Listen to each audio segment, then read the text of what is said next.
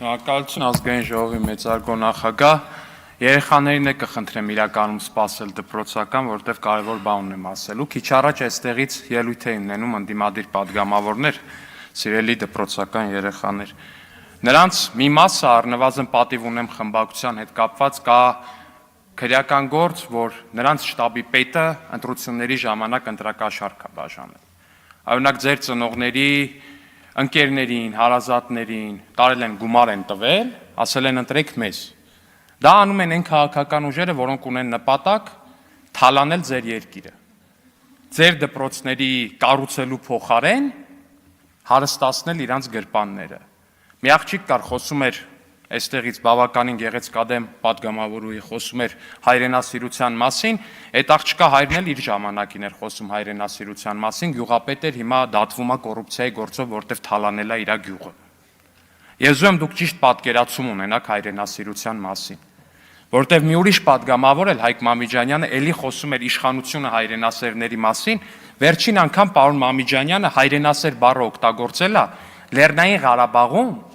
Սամվել Շահրամանյանի ու նրա խմբակի իշխանության գալու ժամանակ, դա այն խմբակն է,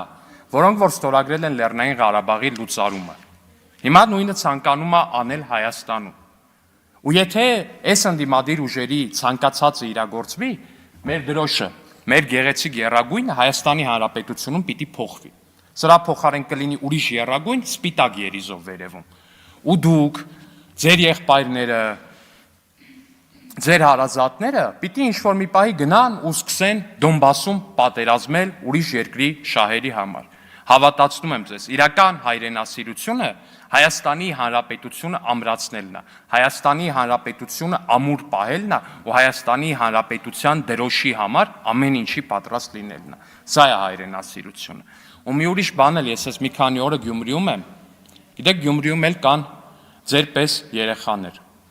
Ձերպես սիրուն, ձերպես խելացի վստահ եմ, ձերպես ժիր, մեկի պես մի քիչ ավելի պասիվ, բայց գիտեք ինչ պայմաններում են այդ երեխեքը։ Դուք Երևանում օրինակ գրունտային փողոց հասկացողությունը չգիտեք որն է։ Երևանում չի լինում այդպես բան, որ դուք ուղակի ինչ-որ մի փողոց տեսնեք, որը որ հողային է, գրունտային է։ Գյումրիում երեխեքը ապրում են հողային փողոցներում։ Ինչի՞։ Որովհետև այս մարդիկ, ովքեր հիմա խոսում են այստեղ հայրենասիրությունից, ժամանակին թալանել են Գյումրի։ Որտեվ իրանք հարստացել են, մեկի հերը չգիտեմ ինչ ունի, այն մեկը գնում էր Մոնտե Կարլոյում կազինոներում էր խաղում, այն մեկը Տանզանիայում բուկմեկերական ընկերություններ բացում, ինչի հաշվին։ Ձեր պես երեխեքի հաշվին, ձեր ապագայի հաշվին։ Ու Գյումրիում ու ամբողջ Հայաստանում, երբ որ մենք ասում ենք ընտրեք քաղաքացիական պայմանագիր կուսակցությունը քվյաթերթիկ համար 1, մենք ասում ենք դա մի բանի համար, ձեր ապագայի համար, ձեր գյումրեցի հասակակիցների համար։ Շնորհակալություն։